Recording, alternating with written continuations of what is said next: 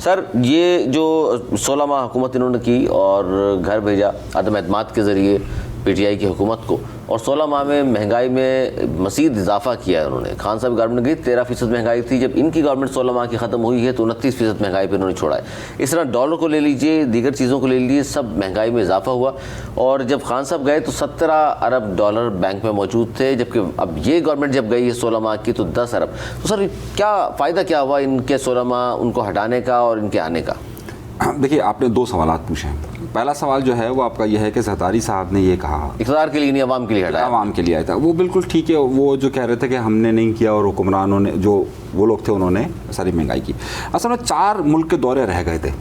अगर वो बिलावल भुट्टो पर तनकीद कर रहे हैं आप? यार, मैंने अभी आपसे कुछ कहा, आप अगर कहना चाहते हैं बिलावल भुट्टो साहब के मुतालिक तो सही है। वो 4 मुल्क के दौरे अगर मुकम्मल हो जाते ना तो यकीन मानिए आप, वो 16 महीने जो उन्होंने हुकूमत की है और जो आवाम को 16 बरस का अजाब लग रहा था, वो तमाम का तमाम धुल जाता। अच्छा, आप उस पर तनकीद कर रहे हैं। आप निगरान वज़ीर आज़म का एक काम होता है कि 8-10 मुल्कों में, तो वो घूम कर आ गए 2 महीने में। अभी तो आप एक बात उस पर बात नहीं कर रहे हैं। अभी तो एक वज़ीर ख़ारजा थे, इमेज बेहतर करना था पाकिस्तान का। अरे अभी आपने एक पे बात की ना, हमें तो मिलता ही नहीं ना लेवल प्लेइंग फील्ड, इसी को तो कहते हैं। इस फील्ड में हम अगर एक लफ्ज़ भी कहें, हम आहा भी करते हैं तो हो जाते हैं बदनाम, वो कत्ल भी करते हैं तो चर्चा नहीं होता।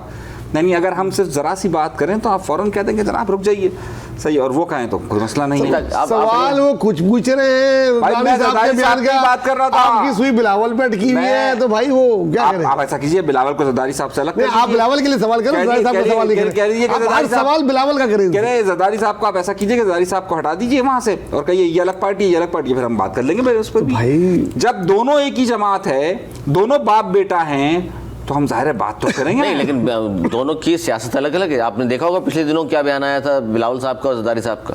अरे यार, मैं घर में बैठा हूँ उनका मान सकता हूँ, बाहर में बात नहीं मान सकता हूँ। हाँ, बिल्कुल। अगर नहीं मानते उनकी बात तो मना कर देते कि जनाब, जब वो कह रहे थे कि ज़रदारी साहब की ख्वाहिश थी कि शहबाज शरीफ वज़ीर आज़म बने, तो मना कर देते। अगर वो ये कह देते कि जनाब आपको, जो आपने कल घोटकी में जाकर महरों को साथ मिलाया, सही है, तो उनको ना मिलाते, मना कर देते। नहीं तो वो पैगाम किसको दिया? ज़रदारी साहब ने कहा मैं उर्दू में बात करूंगा, सिंधी सराइकी में नहीं कर सकता। ज़रदारी साहब जिनको पैगाम देना चाहते हैं ना, उन तक सारे पैगाम पहुंच गए। सही है, ज़रदारी साहब ने जो पैगाम दिए, तो ये तो साबित हुआ ना कि ज़रदारी साहब के बराह रास्त मरासिम नहीं है, टीवी के जरिए बात पहुंचाई है। हाँ, नहीं, बराह रास्त मरासिम नहीं, बराह रास्त मरासिम है, और इतने अच्छे मरासिम हैं नहीं कि माशाल्लाह इतने अच्छे मरासिम हैं कि उनकी तकरीबन तमाम तकारीब में जाते हैं, एक अच्छा सा लिफाफा भी भिजवाते हैं। तमाम लोग थे उसमें, तो तमाम सियासी जमातें थी। कहाँ पर की बात कर रहे हैं? जहाँ की आप बात कर रहे हैं। नहीं, कहाँ की बात? इस्लामाबाद की कोई बात होगी?